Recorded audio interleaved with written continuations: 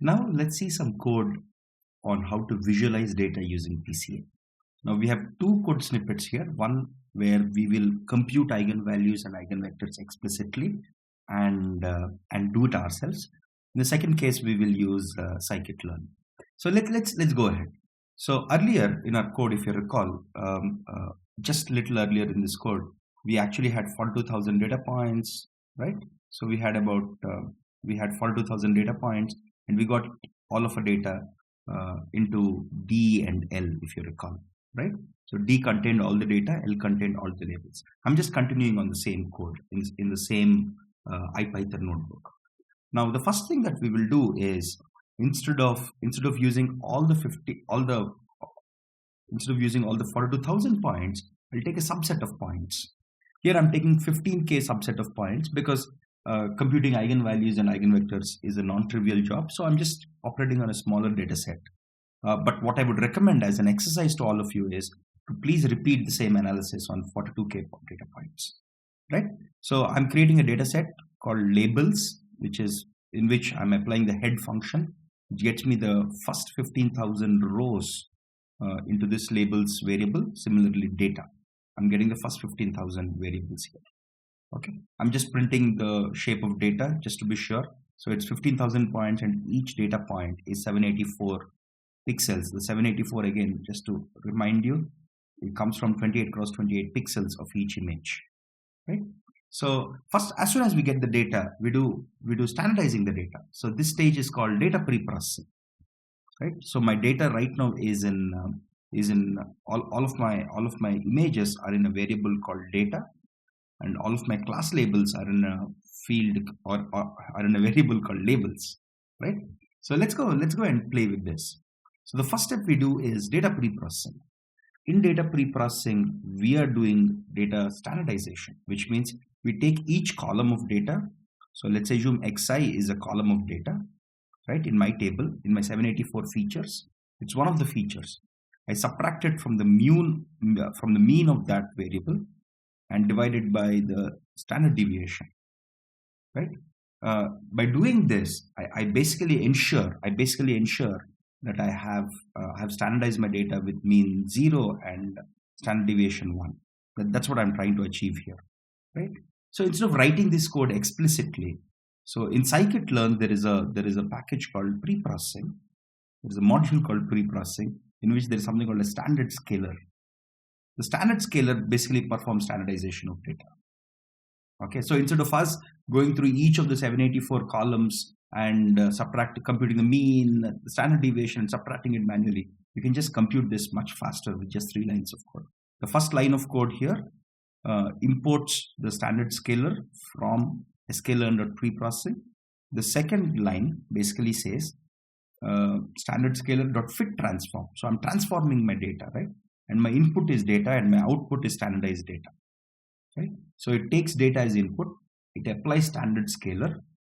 So if you're not sure what standard scalar is, for any function that we try, I recommend you to go and see its documentation. So you could just Google standard scalar sklearn and you'll get to this page. And let's see what it does. It basically standardizes features by removing the mean and scaling to unit variance, which is exactly what we want, right? This is basically centering and scaling. Okay, and it happens independently on each feature, exactly the way we want, right?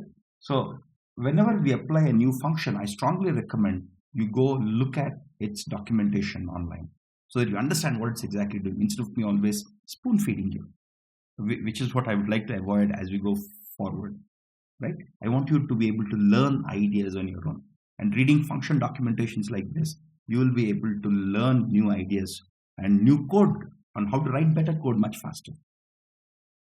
Okay, having said that, so I've already scaled the data, I've already standardized my data, and my data now is in standardized data variable. Now I want to get the shape of this data just to be sure. So it's still 15,000 rows and 784 columns, just as a sanity check that nothing is broken, right? Now let's go and compute covariance matrices, the covariance matrix for my data. So I'm just copying my standardized data into sample data, because remember, my sample data is only 15k data points, right? I'm not using all the 42K. Now, how do you compute covariance matrix here? You basically, given this matrix, let's assume this matrix is A. One way to compute is A transpose into A. So that's what I'm exactly doing. I'm using NumPy, matrix multiplication, sample data transpose into sample data. So I'm simply computing A transpose A, right? Where A is, again, always look at the dimensions of your matrix. A is 15K cross 784.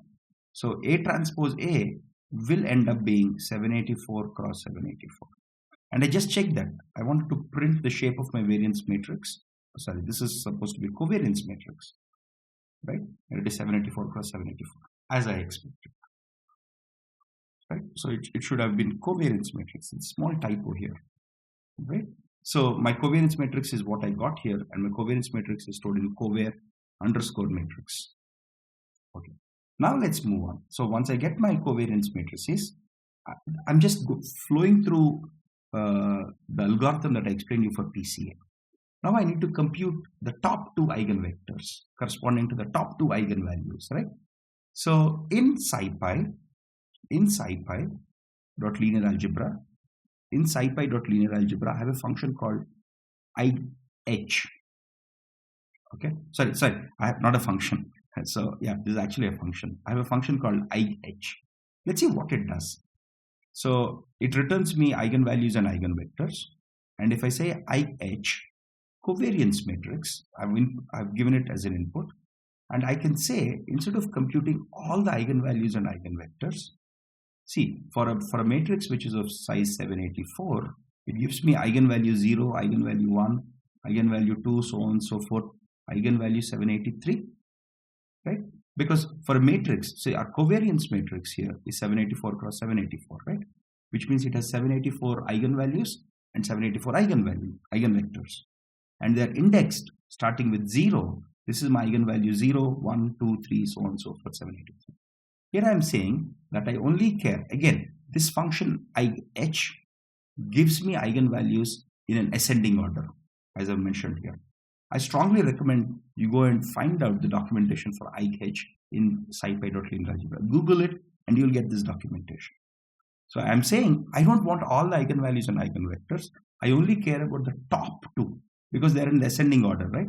Which means your 782 and 783 will be your largest eigenvalues and corresponding eigenvector. So I'm saying I only care about 782, the second largest eigenvalue and the largest eigenvalue. And so what IH does very smartly is it doesn't compute other eigenvalues and eigenvectors. It only computes the top two. And it returns the top two eigenvalues here and the corresponding eigenvectors here. Right? Now I want to be sure what is the shape of my eigenvectors. Okay. Now when I come since I'm using IH function, which limits the computation to whatever I give here, right? So I should get two vectors of size 784 in my eigenvectors, and that's what I exactly get. I get 784 rows and 2 columns, right? Now I want to just do a simple transpose here. I'm just doing a simple transpose so that my vectors is now 2 rows and 784 columns. Okay, I'm just doing a transpose because I'll show you why. Just accommodate matrix multiplication later. Okay, so I'm updating. So I'm saying vectors equals to vectors dot transpose. So the updated shape of my eigenvalues now is 2 cross 784. So remember, my vectors now is 2 cross 784. We will use this again, trust me. Okay, now since I have my eigenvectors, let's go down. I have my top two eigenvectors, right? So what is the objective here? I want to take my 784 dimensional data set and project it into 2 dimensions.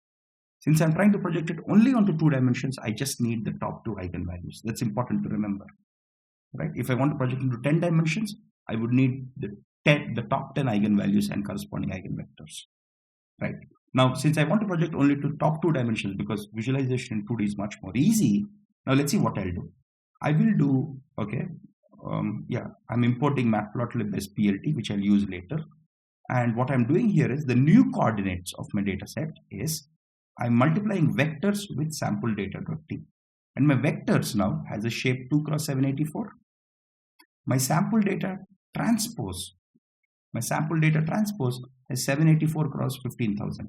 Since these two are same, you can multiply these two matrices. So these two matrices, yes, and you get 2 cross 1500. So 15,000. The 0 went here.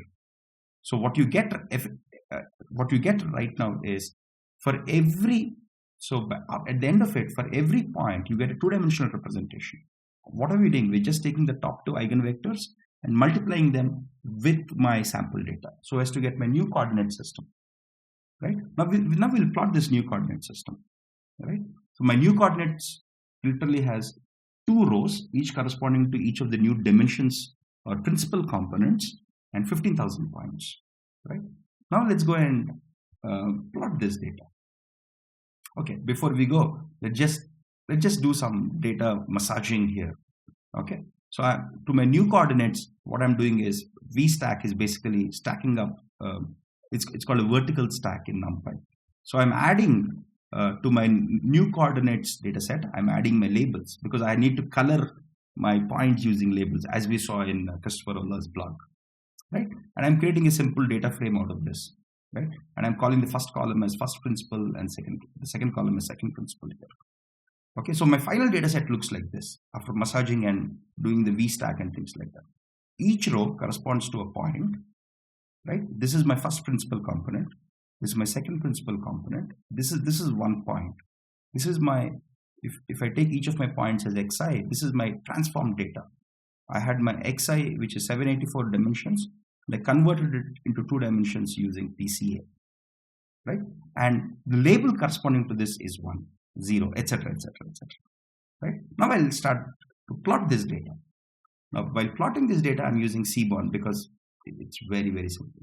And it's a very straightforward code. We've seen similar code. I'm doing a facet grid. I want to plot a data frame, and my coloring will be based on the label. And it will be a scatter plot with first principal and second principal as my axes, and I'm adding legend. Straightforward code. You've seen enough Seaborn code to understand this very quickly, right? Now let's see the plot that I get. This is my first principal axis. This is my second principal axis, and I have 10 labels here going from 0 to 9, and they're colored like this. One thing you'll notice is, of course, there is some grouping of points. If you notice here, of course, remember this was done only on 15,000 points, not on all of the 42,000 points. The first thing you should notice is all of your zeros are roughly in this region, the dark blue points, right?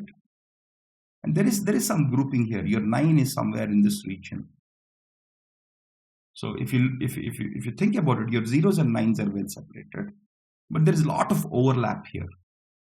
There is a lot of overlap between other types of points. So as we even saw in Christopher Ola's blog, the overlap for PCA, or PCA doesn't do a very, very good job of at visualization, at least. At visualizing the data using 2D, when I go from 784D to 2D,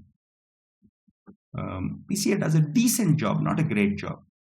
There are other techniques like T-SNE which do a phenomenal job, which will come to later in this chapter. Okay, but this is a simple code. Remember, in this code that we just saw a while ago, we actually computed eigenvectors, we multiplied the eigenvectors with the data matrix. We did it manually ourselves to get a feel of the data, right? But we don't have to do it all the time. What we can do is, Scikit actually has PCA. So we can directly go ahead and use that. So I want to also show you how to compute PCA without explicitly computing eigenvalues and things like that. But the reason I showed you this code is so that you get a flavor of how to compute eigenvalues, how to do it manually, because that exercise instills a sense of deeper understanding of how things are working. Okay, now let's go and see PCA code. Okay, using sklearn. Sklearn has a module called decomposition, and you have decomposition. Within decompositions, you have PCA, right? So I'm creating a new variable called PCA, all small, which I'm saying decomposition.pca, right? Now I'm changing some variables. I'm saying PCA. I want 2 components, okay? Because I want to do a 2-dimensional visualization, and all I have to do is I have to say my transform data, my PCA data is PCA.fit transform sample data. That's it. I'm done. The sample data has already been standardized, if you recall. So if I just input standardized data, PCA will transform all of this data for me, right? And if you look at it, if you look at it, if I print the shape of PCA data, it is actually a two-dimensional data with 15,000 points.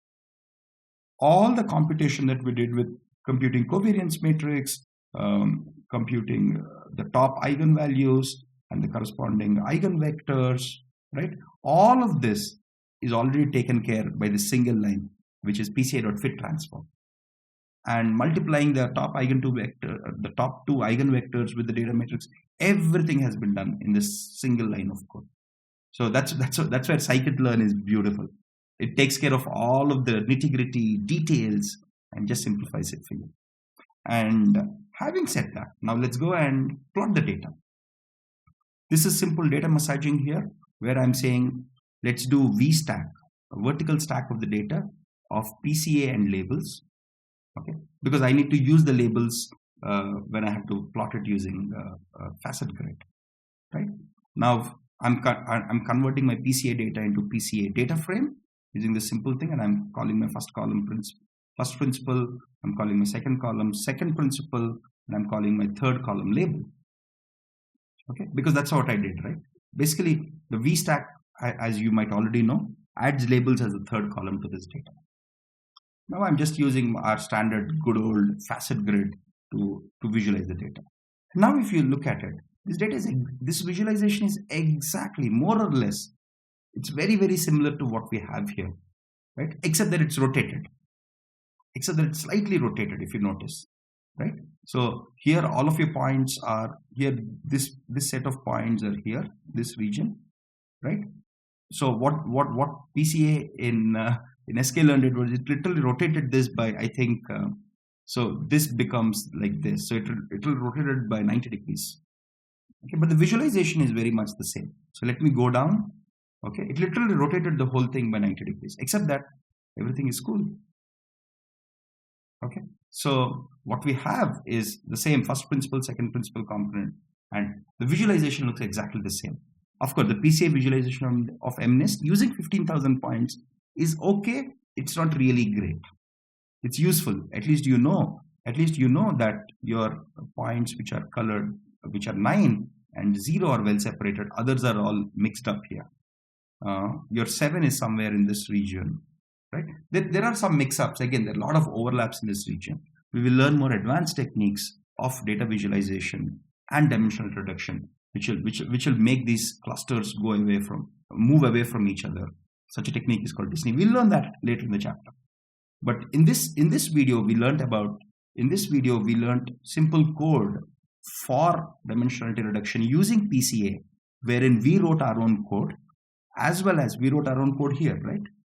Where we computed covariance matrix, eigenvalues, eigenvectors, multiplied them, and plotted it. And of course, there is always a shortcut in scikit-learn where all of this can be done in literally, let's just count here.